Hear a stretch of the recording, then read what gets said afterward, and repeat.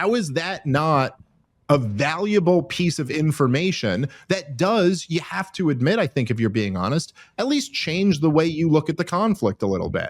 And it doesn't mean you're going to become a mullah. I still root for my country. I don't have to root for the criminals who rule over me in Washington, D.C. So recently, Dave Smith had a podcast concerning Tucker Carlson's recent interview with Iran's president. Why Dave considers this an act of true and pure journalism, and why Tucker's critics get this wrong, and if they're against it, they actually just want propaganda. They don't want the truth. So let's get Dave's take on this. Please like the video and subscribe to the channel. Let's talk a bit here about Tucker Carlson, who once again, as he has a habit of doing, really broke the internet with his news that he was interviewing the president of Iran. Now, the interview itself just came out earlier today. I listened to a portion of it. I have not listened to the whole thing, but he announced a few days ago that he had done this interview. I think he announced on the 4th of July, which was certainly provocative, but it's I guess I would just say this. I think it was funny to watch all of the people freak out about this. And there really is something very revealing about the freak out. It should be said that what Tucker Carlson is doing by interviewing the president of Iran is objectively journalism. That's what journalism is. It's so wild that it should be, if we lived in a sane world, it should be the industry standard of journalists that anytime you're at war with another country, you're on the precipice of war with another country, you're in conflict with another country, the American people should hear from that country's leaders as well. Yeah, this is undoubtedly true, and that is journalism in the strictest sense, some of the best types of journalism, especially when you're going to get attacked by the regime. For being a propagandist is actually the spin that they use, despite the fact that not giving Americans information from opposing sides in conflicts is the actual propaganda. If you just look to what Washington, D.C. and the Trump administration or the deep state or the CIA says about any of these conflicts, it's you who's the propagandist to shut everything else off. I think back to when Peter Bergen from CNN actually interviewed Osama bin Laden before the attacks on 9/11, and I'd like to think that if people listen more closely to interviews like that, we wouldn't have engaged in fruitless and senseless Middle Eastern policy that provokes some of these atrocities. And that doesn't mean that they're justified in any sense. Bin Laden was a barbarian. But, we need to have opposing sides in all of these arguments. Otherwise, we're just being fed war propaganda. That's the default. The default from Washington, D.C. is war propaganda. And those who don't want outside views, at least to consider for Americans, they decidedly and objectively and calculatably just want propaganda. It is insane that anybody does not want you to. And there's a reason for that, okay? Look, objectively speaking, you want to hear that side of the story too. You just want to. If you want to be informed, that's what you want to do. If you want to be propagandized, then you want to only hear from Washington, D.C. Right. Now, right. the way that people spin this thing. Oh, welcome back, Rob. I'll catch up. I was just we're talking about Tucker Carlson interviewing the president of Iran, and I was simply just saying that that's what journalism is. It's hilarious to see people freaking out about this. It's essentially them admitting, I don't want journalism. I want propaganda. I want to hear what DC says about this conflict, but I do not want to hear the other side of this perspective. And of course, Tucker also had this freak out when he interviewed Vladimir Putin. And one of the things that I find interesting is that with all of the wars, and this is true with literally all of the wars of my lifetime, certainly, and quite a bit before my lifetime, but they're all sold off lies. The American government completely intentionally lies to the American people about what the fight is even over. like what this conflict even is about. Yeah, this is undeniably true too, and I see so many similarities to when Tucker interviewed Putin. It's the same playbook. He's just a propagandist. He's just going to give a softball interview. He's not going to push back, things like that. Especially in the Putin interview, I do think he pushes back. I think he does in the Iranian interview too, but you're interviewing a leader that has a different perspective. It's not going to be the same thing as, being a constituent of senators like Ted Cruz. He's not technically a constituent, but to ask senators questions about the policies dictating your country, it's a lot easier to push back against that rather than to gather information from these foreign leaders, which he did exercise some pushback. He asked about the potential assassination attempts. He asked about the fatwa, about Iran's intentions regarding its nuclear program. He did ask some tough questions, and the president answered them. I haven't finished the entire thing, too, but Dave's just right. When it comes to the war on terror, they literally said, this is an attack on America because they hate your freedom. They stumbled upon a copy of the Bill of Rights out in the desert, and they were so enraged that they just had to attack you. They're jealous of your freedoms, and that's why they attacked you. That literally was the line that they were selling in the Bush administration and the neocons, and that's what led to the Patriot Act and the DHS and the TSA and FISA and the beginnings of the mass surveillance state and mass data collection. That's what led to 20-year-plus occupations of Afghanistan and Iraq. It was war propaganda that if we don't sift through it, that's what we're going to experience again. And we're going to experience it time and time again, over and over. And we're seeing that in Iran, in Ukraine, in Yemen, in all these theaters. And that's always been one of the challenges. I think in the new media landscape, it's much easier to kind of get the truth out. But one of the major challenges with all of these conflicts is always that most normie people don't even know what the war's over. Like after 9/11, I love the way Scott Horton says it because it's so true. It's like literally on 9/11, but literally and figuratively, the attack came out of the clear blue sky.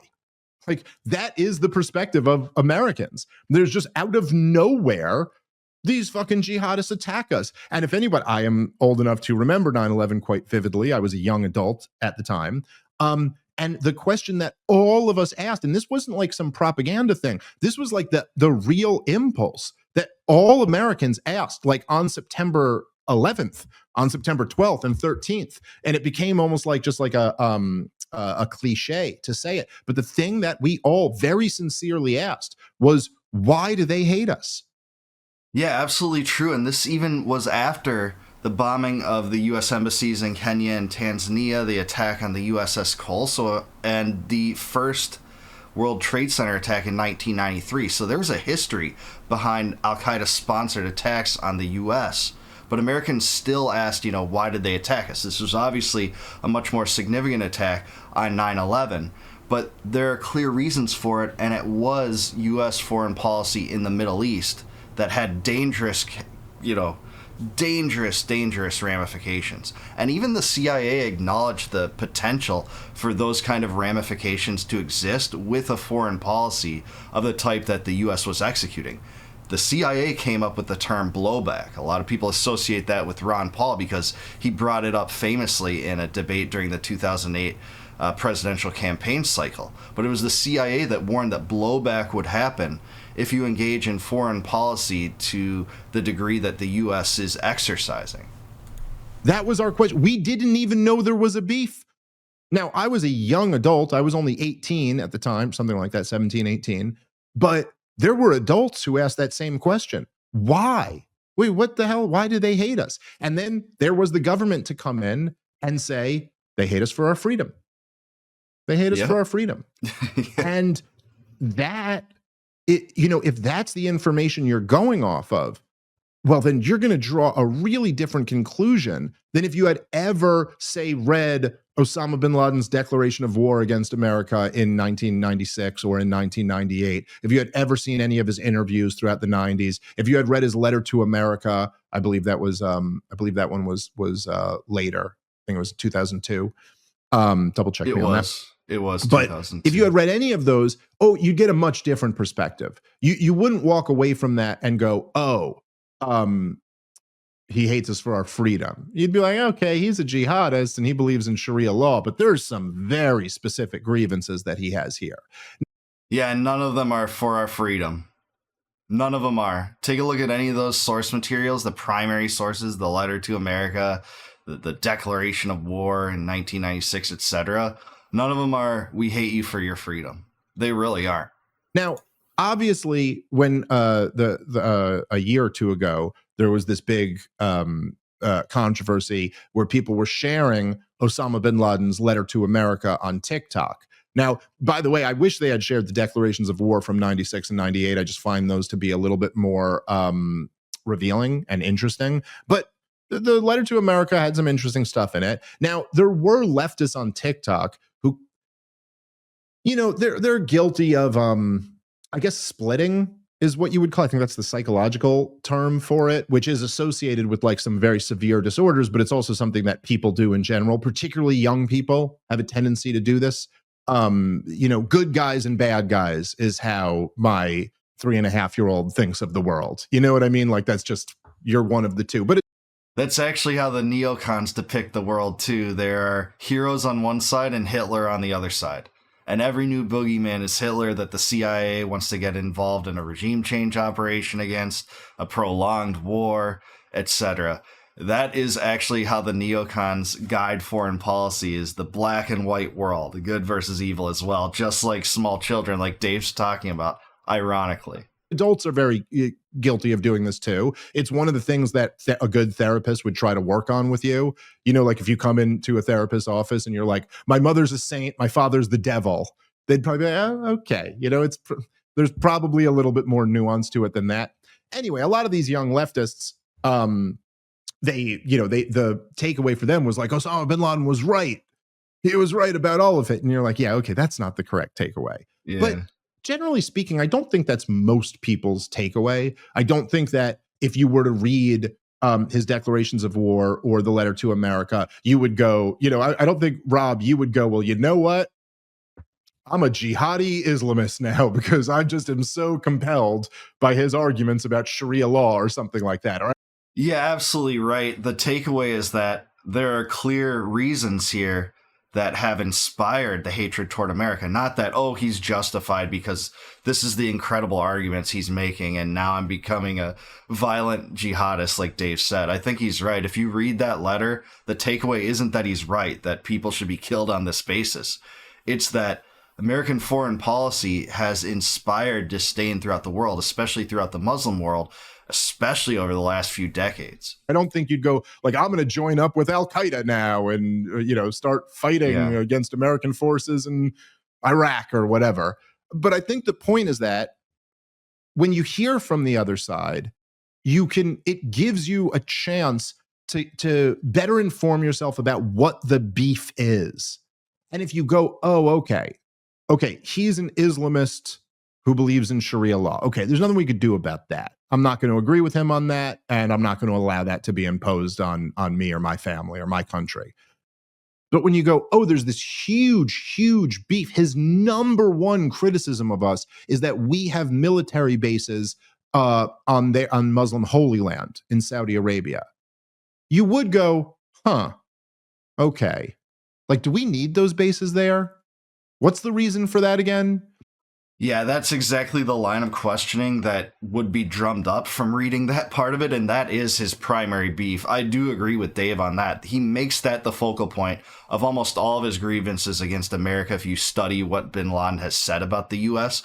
And the way that Michael Scheuer, in his great book on bin Laden, he wrote the best biography on bin Laden. It's just called Osama bin Laden.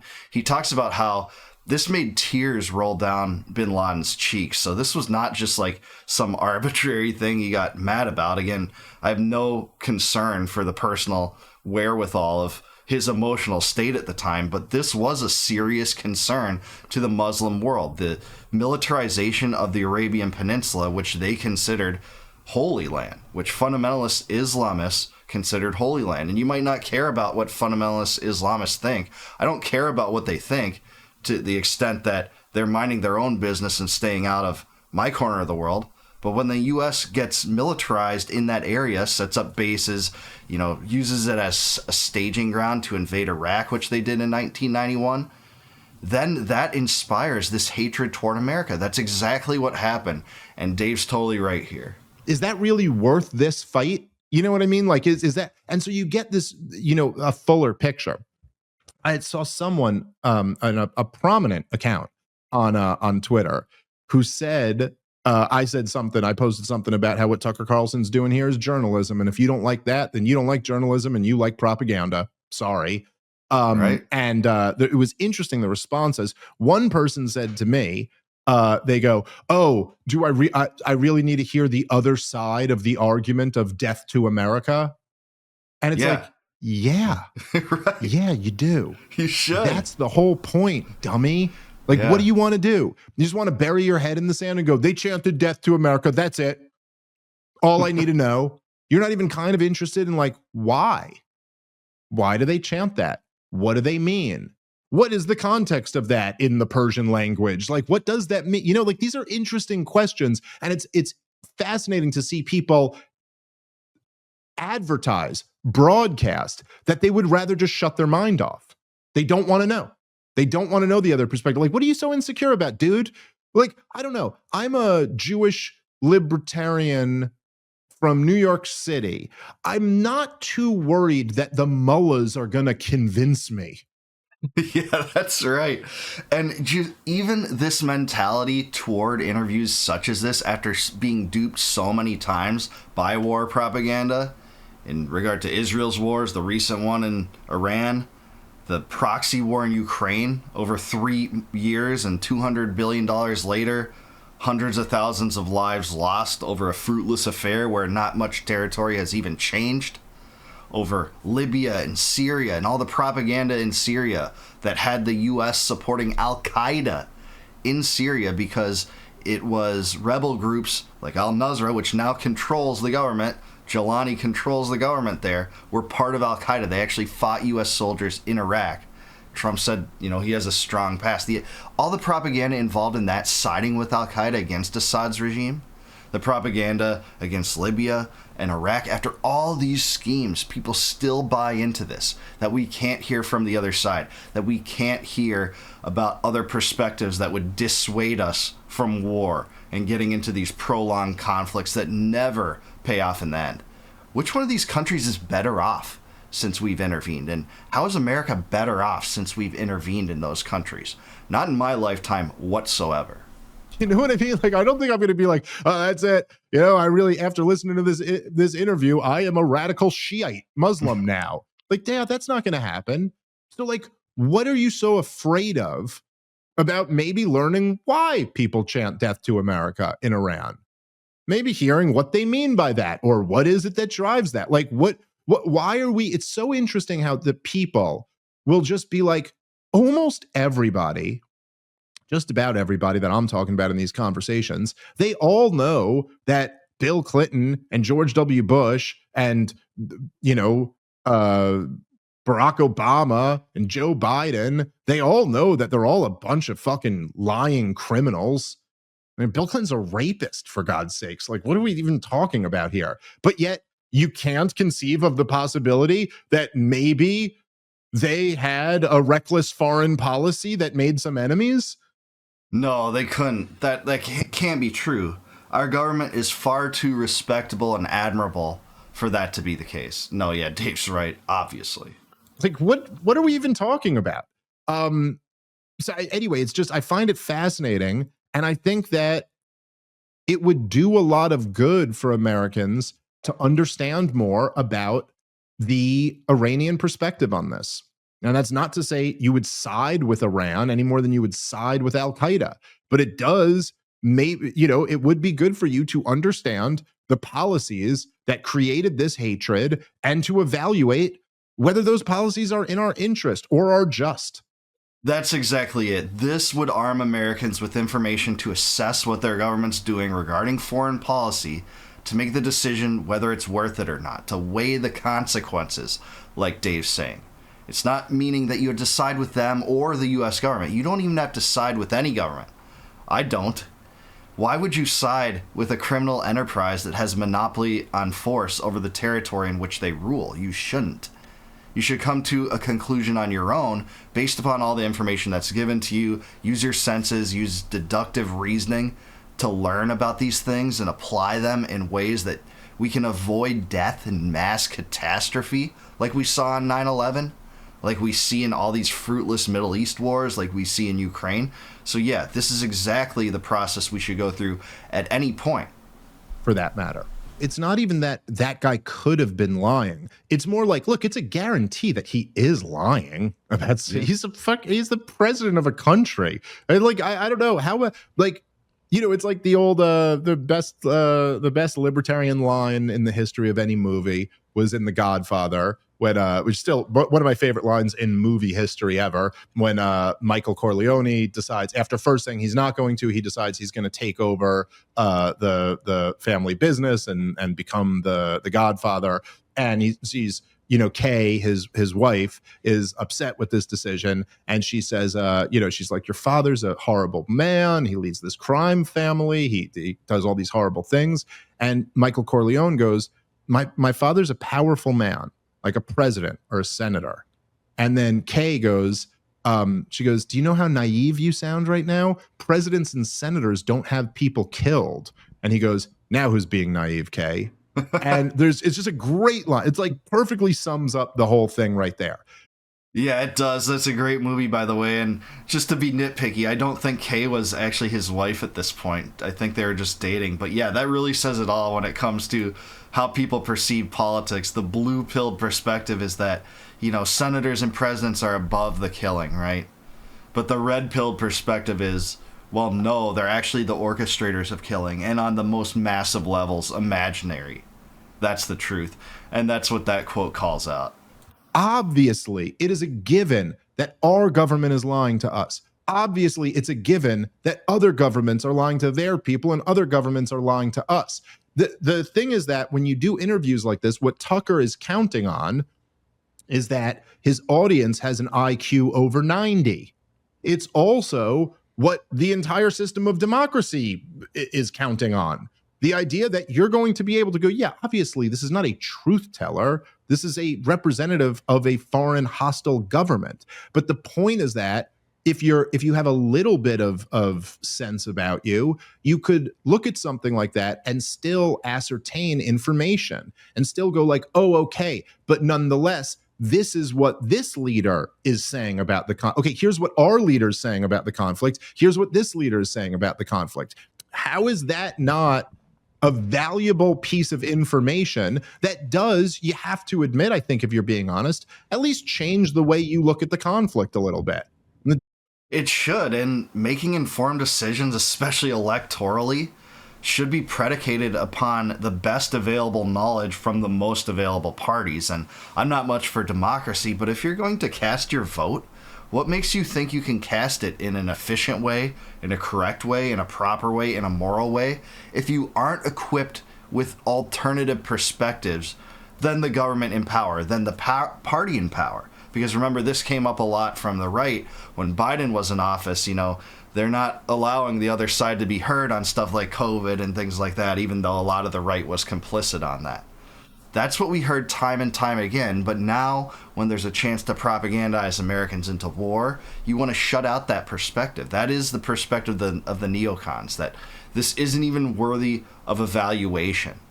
And that's the critical lesson that we should have learned from the war on terror, that yeah, we should actually evaluate what other people are saying, no matter how wrong, no matter how evil they are, no matter how treacherous their regime is. It doesn't mean you're going to become a mullah. It doesn't mean you know what I'm saying? It doesn't mean you're going to become a radical Shiite. It just means that you'd go like, okay, in this conflict, you know, the criminals who rule over me in Washington, D.C. have some guilt.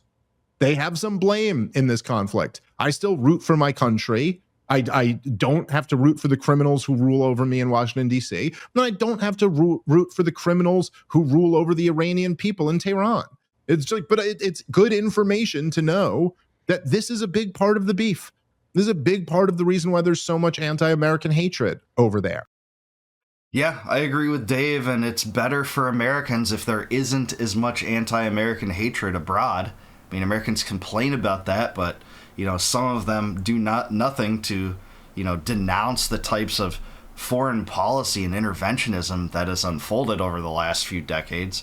The world needs more Tucker Carlsons and Glenn Greenwalds and Aaron Mateys and Max Blumenthals and people that are willing to expose the madness that leads to all these atrocities. Again, on a mass level, because individuals do murder people. It happens every day. Homicides occur, especially in the biggest metropolises in my country, in America.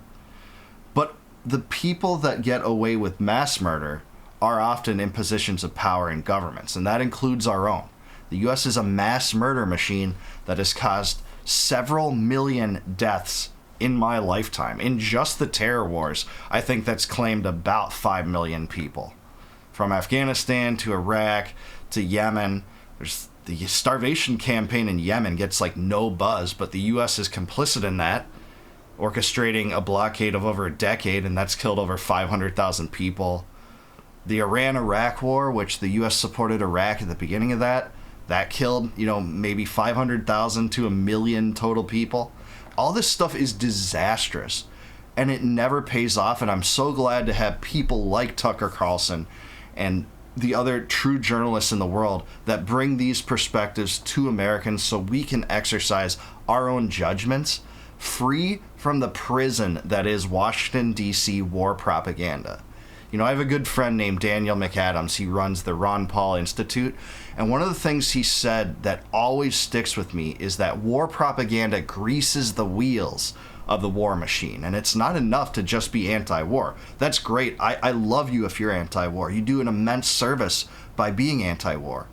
But to be anti-war propaganda is perhaps even more important, because opposing war propaganda before the wars can be launched and executed is invaluable. That is the thing that can stop these wars. You have to get in front of the war propaganda and push it to the side, counter it with logic and with truth. Otherwise, these wars will unfold. That is the most tragic lesson of the last few years. So Dave's right. Thank you for covering this, Dave. And Tucker, thank you for that amazing interview. I need to finish it and go from there. But I do want to hear from you on this. Is Dave Smith right about this? Is Tucker Carlson a true journalist? Did you find any interesting takeaways from the interview with Iran's president? Let me know in the comments below. Please like this video, subscribe to the channel, subscribe to Dave Smith too. He's amazing. And please consider becoming a YouTube member by clicking the join button below. If you do that, you not only support the channel, which I thank you for, but you also get access to all my videos on YouTube before they go live. So with that said, until I see you guys next time, no more war, no more debt, no more inflation, no more empire. Peace out, guys. Catch you in the next one.